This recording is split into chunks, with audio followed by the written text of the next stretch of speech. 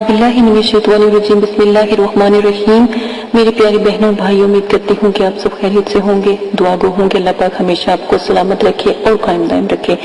आज जो मैं आपको, जैसा कि मैंने पहले भी आपको रोशन ज़मीरी का एक सबक दिया था, जो हम दे रहे हैं लाइव ऑनलाइन दे रहे हैं बच्चों को, बड़ों को, क्योंकि जो पाकिस्तान में है वो तो हमसे हमारे मदरसों में आकर भी ये सबक हासिल कर सकते हैं, लेकिन जो बाहर आउट ऑफ कंट्री है, यानी कि सऊदीया से हैं और बहुत से दूसरे ममालिक से हैं, क्योंकि मैं नाम नहीं लेना चाहती, तो वहाँ से लोग ने मेल्स वगैरह के जरिए ये सबक यानी कि ये क्लासें लेना शुरू की हैं। हमने उन्हीं के लिए कोर्स रखे हैं। तो दूसरा सबक आज मैं आपको बताऊंगी कि एक तसव्वुर के मुकम्मल हो जाने का अमली तजर्बा कैसे किया जाता है। एक छोटा सा लफ्ज है या खबीरू या खबीरू या खबीरू। किसी शख्स के पीछे खड़े हो जाएं और इसकी गर्दन के पीछे हिस्से पर खूब अच्छी तरह गौर से टिकटिकी लगाकर अपने दिल में मजबूत इरादा करें और साथ में आपके दिल से आवाज निकले या खबीरू।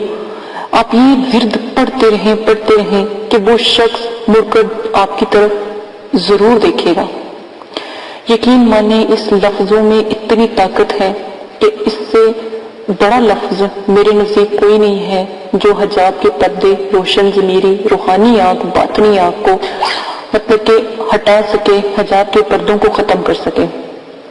अमलियात में आने वाले दिनों में आपको देखिएगा कि अमलियात में इसका बहुत बड़ा तलक है या खबीरू। ठीक है, वो शख्स मुड़कर आपकी तरफ जरूर देखेगा। ऐसा करने से वो शख्स आपकी तरफ देखे तो तब भी आप मुस्कुराकर एक लफ्ज अदा करेंगे या खबीरू, ऊंची आवाज में। बस तसव्वुर का अमल मुकम्मल हो गया। आपने मतलब कि किसी के पीछे खड़ा, किसी को बेशक खड़ा कर ले या आप बेहतियातन किसी के खड़े हुए के पीछे आप ये पढ़ना शुरू कर ले, चाहे आपके वालिद हैं, बहन है, भाई है, कोई भी है, तो यकीन माने कि वो दिल से जब राब्ता होता है अल्लाह की रहमत का, तो वो खुद ब खुद असर करते हैं। ये लफ्ज अपनी आंखों को बंद कर लो, अपने किसी दोस्त या रिश्तेदार का ख्याल, नक्श अपनी आंखों में जमाओ, बिल्कुल साफ आपको दिखाई देने लगे, तो तब भी आप ये अमल कर सकते हो। इतना प्यारा, इससे बड़ा कोई अमल मेरे नजदीक अब तक नहीं आया। बस पढ़ना क्या है, या खबीरू या खबीरू पढ़ना है। और पढ़ते पढ़ते आपने देखें कि वो अगर आप तसव्वुर नहीं कर सकते या आंखें बंद करके नहीं कर सकते, तो लेकिन उसके पीछे खड़े हो जाए, कम से कम थोड़ा सा फासला हो, बेशक कितना भी फासला हो। ये जो लफ्जों की आवाज है, इनका अपना एक असर है, अल्लाह के नामों का अपना एक असर होता है।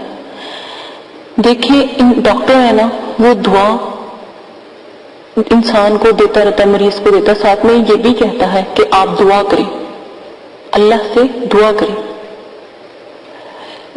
दवा और दुआ इसका तल्लुक बहुत गहरा है। तो यकीन माने कि जब तक इंसान का तल्लुक दवा से छूट के दुआ से नहीं बनता, तो कामयाबी नहीं होती।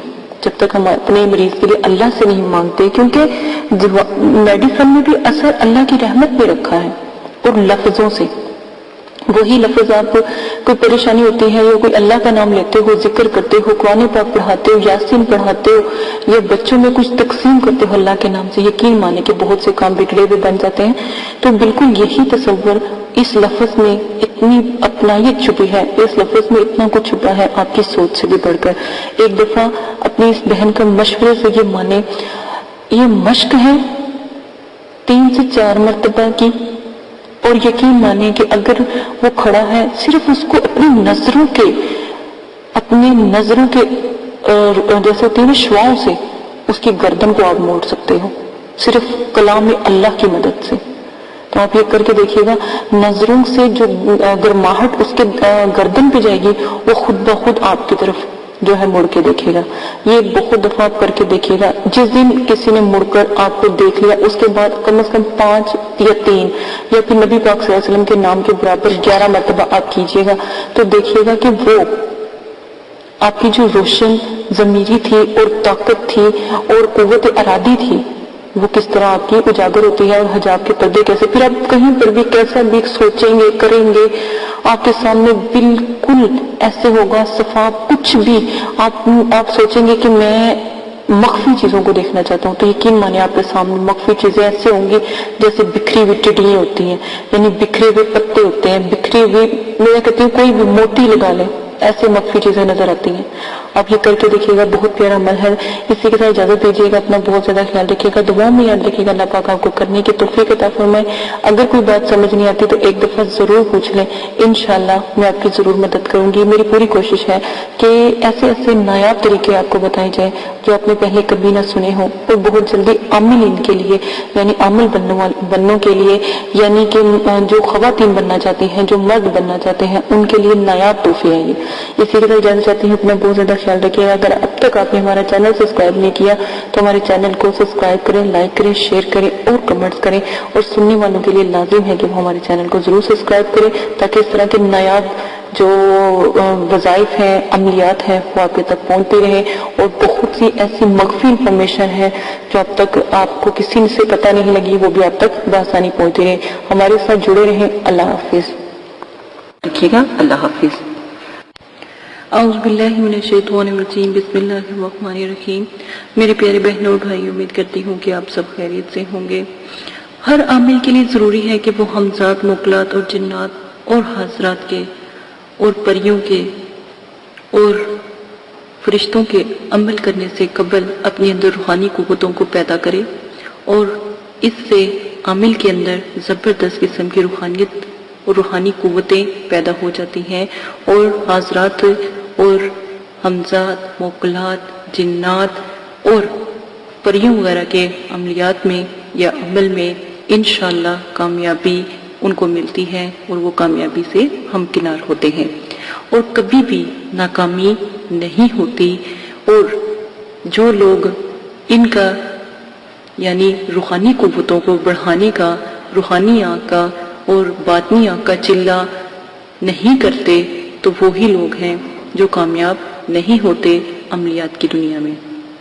تو آپ سے گزارش کی جاتی ہے کہ جو ہم شرائط اور عمل میں طریقہ آپ کو بتاتے ہیں، وہ طریقہ آپ اختیار کریں تو آپ کے لیے بہت نایاب ہے۔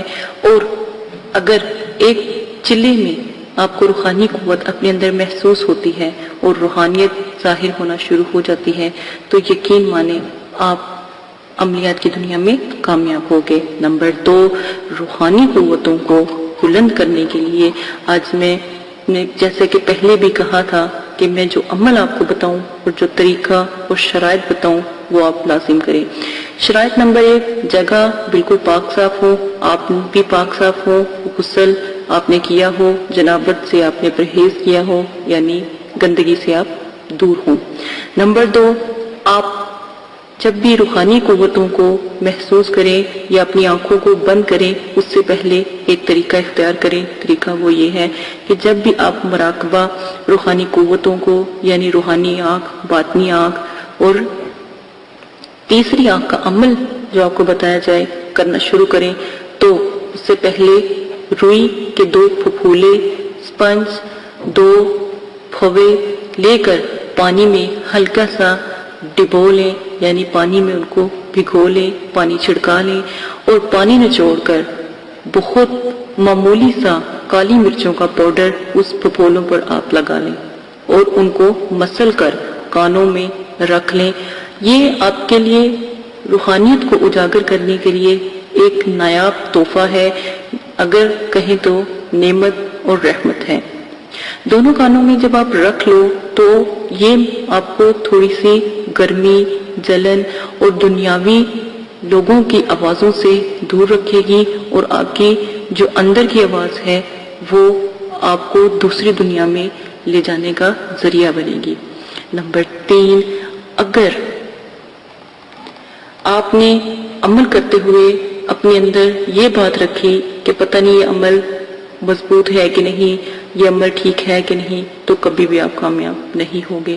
روحانیت کو اجاگر کرنے کے لیے روحانی اور جو بھی چلہ یا ریاست آپ کو بتائی جائے اور ذکر و ذکرات بتایا جائے اس پر مکمل توکل رکھیں۔